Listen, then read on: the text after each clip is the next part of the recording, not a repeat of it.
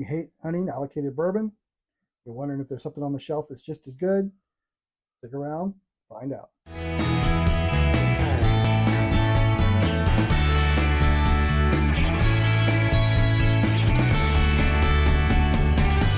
All right, so today we're going to be doing a blind of a allocated bottle that you may or may not have hunted for, but you probably have. And then we're going to go into trying another one that is not so allocated and definitely on the shelf. And I don't think there's a better choice between other than these two. So first of all, we're going to have E.H. Taylor, Bottle in the Bond. It's still the Buffalo Trace. It's at least 4 years old, 100 proof. Mash Bill 1. Mash Bill 1. And that's usually around MSRP of $45 to $50 if you can find it, depending on your area. And we're going to put that head-to-head against Benchmark Bonded. So both 4-year products, but this one is usually available, at least it is in our area, and it's around $22-25. So we're going to do a blind. We've got A and B. My wife labeled them, and we don't know which is which. So yeah, and they're both Mash Bill 1, both Buffalo Trace, both bonded products. So, and this is, like you said, $45 around MSRP, but it's like $90 secondary. Correct. Class We'll dip into Glass A, and here we go. So this is a little oaky. I get some butterscotch on the nose. You know, a little bit of sweetness, but not much complexity. Yeah, it's definitely a one-note caramel or vanilla. Your standard bourbon smells. It's not. I don't get like any fruitiness or spices or anything like that. It's all just kind of vanilla, butterscotch, oak. Yep, we're gonna go in the nose on B now. Well, that smells a lot better. So it's darker. Yeah. So I immediately get like a leathery, fruity. Yeah, I get a little Like a, robustness and like a tobacco leather, but not like nothing overly bad or like overly oaked or tannicky. And then I do get a little grape. Yeah, a little grape note. Your standard Buffalo Trace note that everyone somehow picks out grape, and that usually leads everyone to know it's Buffalo Trace for some reason. But on the nose, right now I'm giving it to B right here. B. Yeah, confirming it's B. So we'll go back. We'll do a taste on A. We'll do the taste and the finish, and then we'll go over to B, and then we'll just kind of do a little comparison between the two. And we'll go back. So we go forward, go back. Yeah. All right.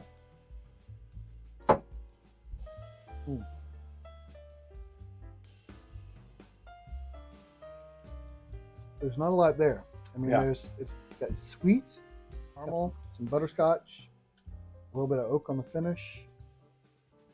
But that's pretty much it. It's a very light mid palate finish that is not. That's a nice sipper. Yeah. Don't get me wrong. That's a very nice sipper, whichever one this is. Yeah. You can sit and sip on it, but if you're looking for complexity, it's not there. Yeah. It's not saying you better come back right now because this is delicious. It's okay. Nothing to complain. It does have a nice, lasting kind of finish though in my mouth. I mean, it sticks around. It doesn't go away right away. It's not thin. Yeah. So at least it's not 80 or 90 proof. I mean, 100 does something for it. But it doesn't taste overly young. It doesn't have all the tannins you get in young whiskeys. When you bring it's a nice sip. It's a nice sip. You bring a nice girl home, and you ask your mom, "What do you think?" And she goes, "She's nice. She's nice." You're like, "Oh, she's nice." All right, now I'm gonna go to taste. I've been married 23 years. I haven't brought a girl home. Oh, it's been a month for me. Yeah, about a month. So, right on to B. Yeah, B definitely at least knows delivered. Yeah.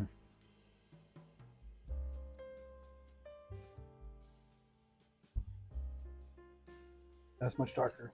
Yep. There's a lot of more complexity there. I get tobacco. I get like a dark fruit. Yeah. Darker, robust, full-bodied, whatever. It definitely tastes better than the first one. Yeah, if this is the Taylor, I'll definitely be. I mean, I guess I'll be happy because I don't know, Well, but no, I like I the would tailor. actually- But if it was flipped, hey, go get this one today. Yeah, I'd be happier if this is the benchmark. Yeah. It's cheap. Yeah. But it's definitely got a nice tobacco on the finish. I like that note a lot on bourbon. It's got some oakiness, but right in the mid palate, I get a little bit of fruit, like a dark fruit. Mm-hmm. I mean, B's still lingering here. Yeah, for me.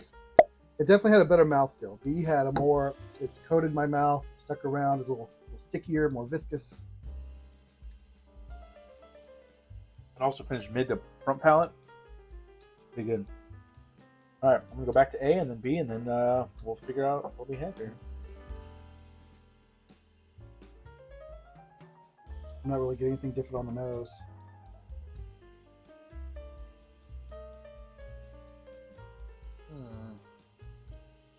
Yeah, it's just kind of sweet and simple. Yeah. A little syrupy, but it's not, no complexity there. Yeah. All right, go back to B. It's just so much better on the Mhm. nose.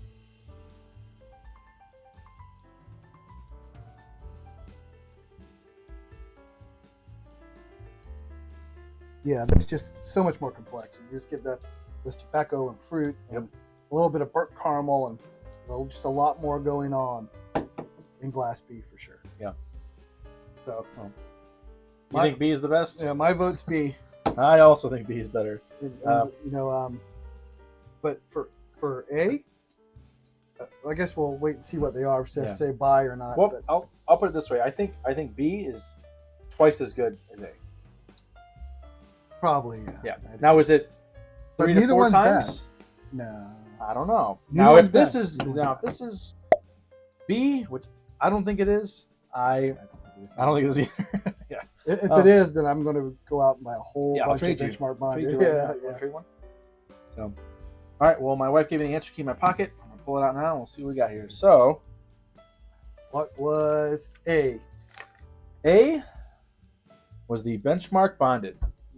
DHA or small batch. So, Well, I mean, that's what I would have thought.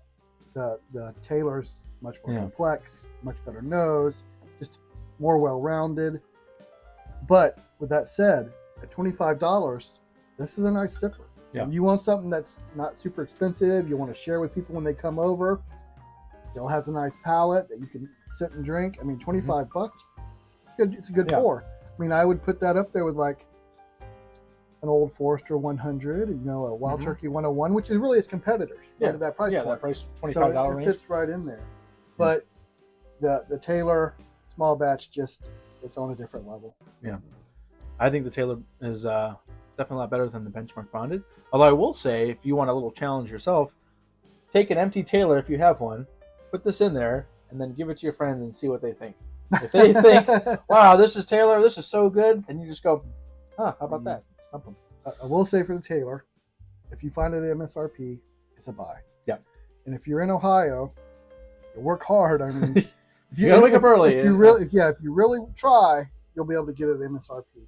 I've also in Kentucky. I mean, we've had to come across a number of drops in Kentucky where Mhm. it's been MSRP. But I know outside of that, you're looking like $90 to $100. Is Yeah. it worth that? Is it worth? If you had to pay $100 for this bottle, is it worth $100? I don't know anymore. I will say, when I first got into bourbon, I was like, you know what, Taylor, everyone's looking for it. I got to find it, and I would go a little bit above MSRP, and I was not disappointed doing that. And looking back, am I disappointed now? Still no. For me, at $100, $100, I'm probably not going to buy this, honestly. Yeah. I mean, at MSRP, I'm going to get it. I've got Yeah. several bottles. They're at MSRP. But at secondary price, I mean, if I think you put this up against Rare Breed or 1920, At that which are- 116 and change proof, or what? Not at $60. is $60 Yeah. bucks for 1920, $50 for a Rare Breed 49.99 here. for Rare Breed. Yeah, yeah, Those are, I mean, same price point. yeah, those are going to. I think those are going to beat it. I just don't think it's worth the $100 secondary. Yeah. I think at $45 to $50 is priced just right. Yeah. So it's a shame that so many people have to go out and find it at that secondary price. So how much would you pay for one of these? Right at MSRP, $50. 50 Right at bucks? MSRP is a great price for that bottle. Okay, I'd probably go just a tad more, but Not like I used to. Not, I'm gonna hunt this bottle like crazy. And I mean, there's plenty of other shelf available options, and I've been hunting for a long time. And now that I've been trying all these different bottles, I know there's a lot better bottles out there. But this is a good pour. So, and then what would you go for on MSRP on this, or?